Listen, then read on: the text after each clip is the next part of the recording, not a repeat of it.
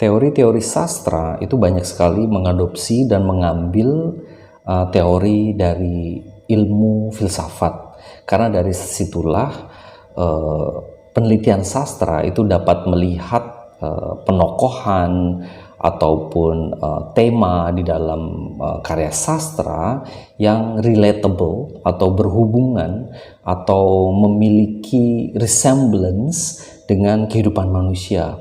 Karena teori-teori filsafat itu adalah pemikiran mendalam mengenai manusia dan kehidupannya. Begitu pula tokoh-tokoh yang ada di dalam karya sastra itu pada dasarnya juga mewakili atau menyimbolkan kehidupan manusia yang sebenarnya.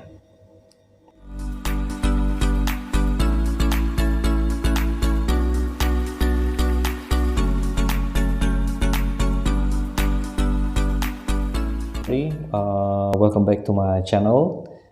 Kita akan membahas Aristotle's Virtue Ethics, yaitu salah satu dari konsep di dalam teori filsafat yang bisa diaplikasikan di dalam literary criticism atau penelitian sastra. Sebelumnya saya juga pernah membahas mengenai penggunaan atau aplikasi dari teori filsafat di dalam penelitian sastra gitu. Nah, ini juga pembahasan ini juga ada sedikit. Nah, saya hanya ingin membahas lebih lanjut spesifik berhubungan dengan konsep virtue ethics-nya dari Aristotle, atau yang kita sebut sebagai kebajikan gitu ya dalam bahasa Indonesia. Kebajikan, konsep kebajikan menurut etika kebajikan menurut Aristotle gitu ya. Oke. Nah, jadi istilah virtue ethics ini itu muncul di tahun 1960-an. Teori ini memang sudah lama ya, ratusan tahun sebelumnya, tetapi istilah ini kemudian muncul dalam pembahasan kaum intelektual dan akademis gitu sebagai ethical framework alternatif yang menekankan pentingnya pada ciri-ciri kebajikan seseorang gitu ya, yang dianggap itu lebih penting ya dibanding konsekuensi dari tindakan, ya kan? Konsekuensi dari tindakan atau kebaikan atau hal-hal positif dari motif tindakan gitu ya.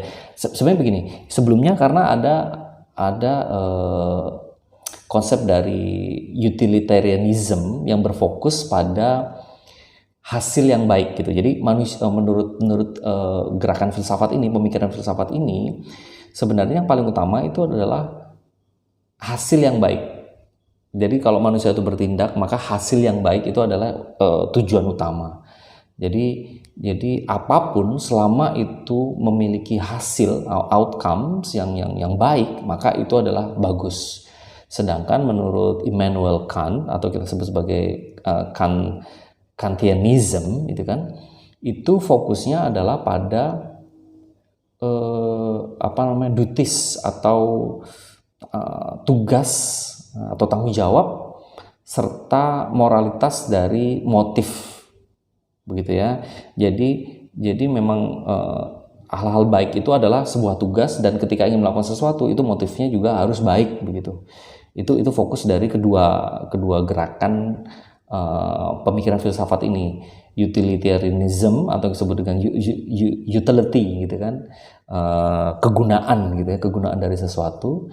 Dan menurut Immanuel Kant itu ada dua. Kemudian muncul lagi yang namanya virtue ethics yang dimunculkan dari pola pikir dari Aristotle yang berfokus pada karakter individu gitu. Jadi orang itu diharapkan untuk bisa menjadi pribadi yang baik gitu ya. Maka apapun tindakan dia, motifnya, moralnya itu juga akan baik. Nah, gitu ya. Nah, ini kita lihat lagi. Nah, fokusnya adalah Aristotle's virtue ethics is an ethical approach that emphasizes the importance of developing virtuous character traits such as courage, temperance, and justice to live a good and fulfilling life. Jadi kalau manusia itu ingin hidup bahagia, hidup yang bagus, maka setiap orang itu harus mengembangkan sifat-sifat atau karakter-karakter yang baik, yang bijak, yang penuh dengan kebajikan seperti keberanian gitu kan, mungkin kesabaran dan hal-hal yang memang dianggap baik begitu. Jadi orang itu harus mengembangkan itu. Jadi fokus pada cultivating these virtues through habitual actions and finding the balance between extreme behaviors. Jadi ini harus setiap orang itu harus melatih dirinya untuk menjadi baik gitu, untuk terus-terusan seperti itu. Jadi meskipun dia melakukan tindakan buruk, dia harus mengimbangkan dengan hal yang baik sehingga karakter dia itu harus menjadi karakter yang terpuji atau karakter yang memiliki sifat yang baik ya. Unlike other ethical frameworks, virtue ethics is more concerned with the type of person one should strive to become rather than solely following rules or focusing on outcomes. Nah, jadi fokusnya dari teori ini, dari konsep pemikiran ini, itu lebih kepada jenis atau orang itu harusnya menjadi yang seperti apa begitu. Jadi orang itu harusnya menjadi seperti apa? Ada penjelasan khusus, ada ciri-ciri khusus di mana seseorang itu harus menjadi sesuatu begitu.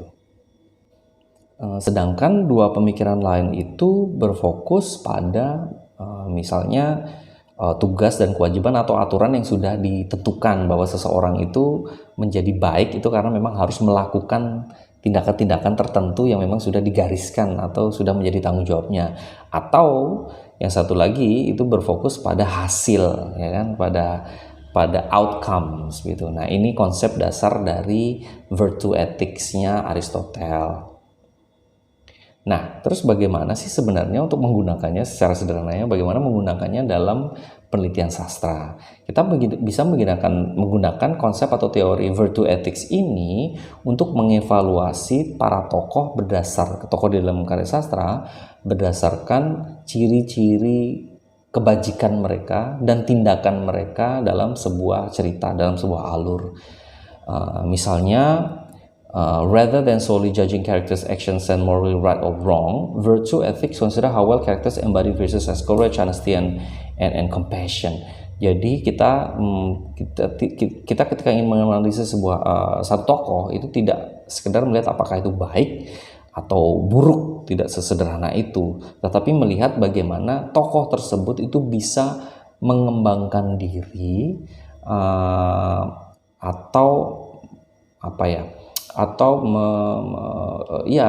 mengembangkan diri gitu ya untuk menjadi satu tokoh tertentu yang penuh dengan keberanian, misalnya kejujuran atau cinta kasih gitu. Nah, jadi fokus kepada karakternya ini, bagaimana karakter itu bisa mendapatkan atau mencapai satu ciri-ciri virtuous tertentu. Kemudian yang kedua bisa juga kalau kita mau menggunakan pendekatan ini adalah bagaimana kita melihat para tokoh tersebut berkembang atau gagal dalam mengembangkan kualitas kebajikannya sepanjang cerita. Nah, setelah itu kita juga bisa melihat bagaimana kualitas dari kebajikan dari satu tokoh tersebut itu memberikan sumbangsi kepada tema dan pesan-pesan secara keseluruhan di dalam karya sastra tersebut.